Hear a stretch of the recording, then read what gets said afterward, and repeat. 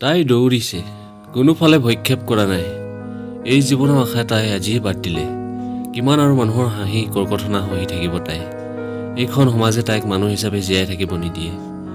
মানুহে সহজতে বদনাম দিব পাৰে, মানুহৰ দেহত দাগ দিব পাৰে, কিন্তু কোনোবাই জানো খবৰ লৈছিল তাই বিধৱা হোৱাৰ পিছত সেই কণমানিক লৈ কেনেকৈ ঘৰখন চলাই আছিল। কিন্তু আজি গাঁৱত এটা সৰু ল'ৰাই লিখিলে তাইক হাঁহে। তাইৰ পৰপুৰুষৰ লগত সম্পৰ্ক আছে, কিমান সহ্য কৰিব তাই। মানুহৰো ধৈৰ্য এটা সীমা আছে, কিন্তু আৰু তাই নোৱাৰে। অইন দিনাৰ দৰে তাই আজি ৰাতিপুৱাও একে গাঁও সোণেশ্বৰ কাইটিৰ ঘৰত কাম কৰিব গৈছিল। সিহঁতৰ ঘৰত তাই মাহেকীয়া হিচাপে কাম কৰাৰ বাবে সামান্য এটি বেতন পায়, আৰু সেইখিনিৰে তাই যেনে তেনে চলি আছে। তাইক দেখা মাত্ৰকে সোণেশ্বৰ কাইৰ মুখৰ ৰং সলনি হৈছিল। অঞ্জলি, কাইটি, তই আজিৰ পৰা আমাৰ ঘৰত কাম কৰিব নালাগে, তাই বুকুখন কবিছিল। কিন্তু কাইটি, কোনো কিন্তু নাই। তোক মই বহুত বিশ্বাস কৰিছিলোঁ, আৰু তোৰ ওপৰত মোৰ অযুত বিশ্বাস আছে। মই জানো তোৰ চৰিত্ৰ কেতিয়াও বেয়া নহয়, আৰু বেয়া হোৱা হ'লে তই মোৰ ঘৰত চাকৰণি কাম কৰিব নাহিলি হয়। তাই মাত্ৰ সোণেশ্বৰ কাইটিৰ কথা শুনি গৈছিল। গাঁৱত সিদ্ধান্ত লৈছে, তোক গাঁৱৰ পৰা এঘৰীয়া কৰা হৈছে।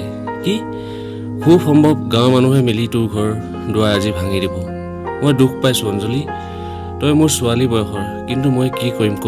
গাঁৱৰ ৰাইজৰ প্ৰতিবাদ মই অকলে কেনেকৈ কৰিম? তাই মাত্ৰ কান্দিছিলে। তই মোক ক্ষমা কৰিবি অঞ্জলি, মই দুখিত। এয়া ল তোৰ আধৰুৱা মাহৰ 600 টকা, আৰু মোৰ ফালৰ পৰা এয়া 200 টকা দিলোঁ। নালাগে কাইটি, মোক পইচা নালাগে, মাত্ৰ তুমি আশীৰ্বাদ কৰিবা যাতে মৃত্যুৰ পাছত মোৰ আত্মাই শান্তি লাভ কৰে। অঞ্জলি, তই পাগল হলি নেকি? তাৰ এটা ভৱিষ্যত আছে। তই তাক এৰি এজনী বদনামী মাকৰ সন্তানৰ, নষ্ট চৰিত্ৰ মহিলা এজনী সন্তানৰ কি ভৱিষ্যত থাকিব কাইটি? কালিলৈ সিও মানুহৰ গৰিহণা পাত্ৰ হ'ব। সোণেশ্বৰ কাইটিৰ মুখৰ শব্দ হেৰাই গৈছিল। মই আহোঁ কাইটি, চিঞৰি চিঞৰি আহিব বিচৰা কান্দোন দি তাই চাদৰৰ আঁচলেৰে হেঁচি ধৰিছিল আৰু দৌৰিছিল। অঞ্জলি, হে অঞ্জলি, শুনচোন। নাই, তাই পিছলৈ ঘূৰি চোৱা নাছিল। তাই মাত্ৰ দৌৰিছিল। স্বাৰ্থৰ মাজৰ পৰা তাই আঁতৰি আহিছিল। কিছু সময়ৰ পাছত তাই গাভৰু নদী ঘাট পাইছিল, আৰু তাই বাৰিষাৰ ভৰা নদীত জাপ দিবলৈ লৈছিল। নবৌ, অঞ্জলি নবৌ, কাৰোবাৰ চিঞৰত তাই থমকি ৰৈছিল আৰু পাছলৈ ঘূৰি চাইছিল। পল, তুমি কিয় আহিছা পল? আৰু একেটা প্ৰশ্ন যদি মই তোমাক কৰোঁ? মই মৰিবলৈ আহিছোঁ পল। জীয়াই থকা হেঁপাহকণ ইমানতে শেষ হ'ল। মোৰো। তোমাৰ আকৌ কিয়? মোক ঘৰৰ পৰা বাহিৰ কৰি দিলে, মোক ত্যায্যপুত্ৰ কৰিলে। তাক লৈ মোৰ দুখ নাই, মিছাতে বদনামী হৈ থকাতকৈ মৰি যোৱাই শ্ৰেয়। মই কেতিয়াও ভবা নাছিলোঁ পল, যে আমাৰ গাঁৱৰ মানুহবোৰ ইমান স্বাৰ্থপৰ, ইমান নিষ্ঠুৰ। কি কৰিবা নবৌ, মানুহৰ মানসিকতা সলনি হ'ল। এবাৰ কালিৰ কথা ভাবি চোৱাচোন। অইন দিনাৰ দৰে সেইদিনাও অঞ্জলিয়ে সোণেশ্বৰ কাইটিহঁতৰ ঘৰৰ পৰা কাম কৰি আহিছিল। কিন্তু কামৰ পৰা অহাৰ পাছতে তাই গা বেয়া লাগিছিল।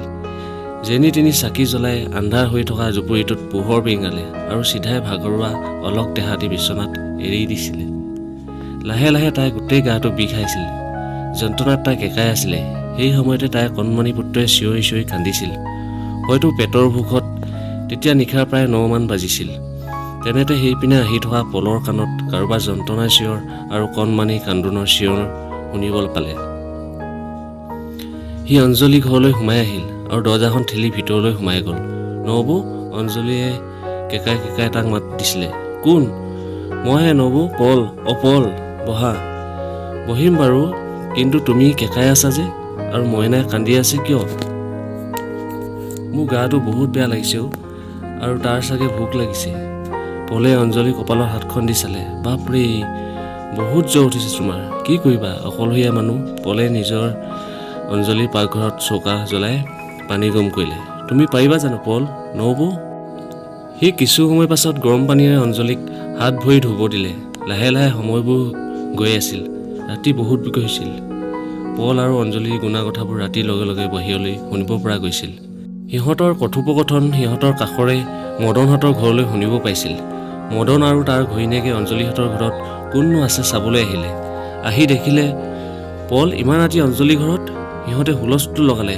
তহঁতে বুজিবলৈ চেষ্টা কৰ, মোৰ গা বহুত বেয়া, সেয়েহে পলে মোৰ ঘৰত আহিছে। তোৰ গা বেয়া? ইয়াত কি পাতিছ? বেশ্যালয়। মদন, নিচৰিবি, এতিয়া অভিনয় কৰিব নালাগে। পলে আৰু শান্ত হৈ থাকিব নোৱাৰিলে। তেতিয়াৰ পৰা অঞ্জলি নবৌ কেঁকাই আছিল। মইনাই কান্দি আছিল তেতিয়া শুনা নাছিলি, এতিয়াই শুনিলি। হ'ব, এনেকুৱা অভিনয় আমি আগতে বহুত দেখিছোঁ। যদি আমাৰ মাজত কিবা সম্পৰ্ক থাকিল হয়, তহঁতক শুনাই আমি কথা নাপাতিলোঁ হয়। হ'ব, আমিও জানো তহঁতে সঁচা কথা ধৰা নপৰক বুলি সকলো জানি বুজিয়ে কৈছিলি। মদন, তহঁতক মই হাতযোৰ কৈছোঁ, মোক আৰু বদনাম নিদিবি, মিছা বদনাম। এজনী নাৰীৰ জীৱনক লৈ এনেকৈ হেতালি নেখেলিবি। মোৰ ল'ৰাটোৰ মুখলৈ চাই তহঁতে এবাৰ চিন্তা কৰ। কিন্তু নাই, কোনেও তাইৰ কথা আৰু পলৰ কথা বিশ্বাস নকৰিলে। গাঁৱৰ গোটেই ৰাইজ ওলাই আহিল। অঞ্জলি ভাগি পৰিছিল। দুয়োকে নদীৰ বুকুত চাই ৰ'ল। পল, কোৱা নবৌ, মই আহোঁ, তুমি জীৱনটো ভালকৈ সজাবা। ময়ো যাম। এটা বদনামী জীৱন কেনেকৈ পাৰ কৰিম?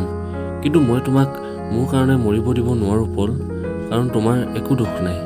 ময়ো তোমাক মোৰ কাৰণে মৰিব দিব নোৱাৰোঁ নবৌ, কাৰণ মই নগ'লে সেইদিনা তেনে পৰিস্থিতি নহ'ল হয়। তেনেতে সিহঁতে গাঁৱৰ সিটো মূৰত মানে অঞ্জলি ঘৰমানত প্ৰচণ্ড জুই শিখা দেখিবলৈ পালোঁ আৰু মানুহৰ চিঞৰ বাখৰ। তাই আৰু বুজিবলৈ বাকী নাথাকিল যে তাইৰ ওপৰত ৰাইজে পৰাক্ৰম দেখাইছে। তাই ঘৰ জ্বলাই ছাই কৰিলে। এতিয়া মই কি কৰিম পল, কি কৰিম? এটা ডাঙৰ প্ৰশ্ন। বদনামী হ'লোঁ, তাৰ্যপুত্ৰ হ'লোঁ, কিন্তু মোৰ মন আছে যিটো বদনাম মিছাতে পালোঁ তাক সত্য কৰি দেখুওৱা।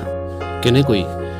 যদি তোমাৰ আপত্তি নাথাকে, তুমি, মই আৰু মইনাই নতুনকৈ এখন ঘৰ সাজিব নোৱাৰোঁনে? কিন্তু কোনো কিন্তু নাই। সমাজক আৰু ভয় নকৰোঁ, যি সমাজে মাত্ৰ বদনাম দিব জানে। ব'লা আমি এখন অচিনাকি ঠাইত যাম, য'ত অচিনাকি পৰিৱেশ, অচিনাকি মানুহ, মাত্ৰ আমি চিনাকি। গঢ়িম এখন সুখৰ সংসাৰ, বাস্তৱ কৰিম বদনামক। পলে অঞ্জলি হাতখনত খামুচি ধৰিলে আৰু মইনাক লৈ যাত্ৰা কৰিলে।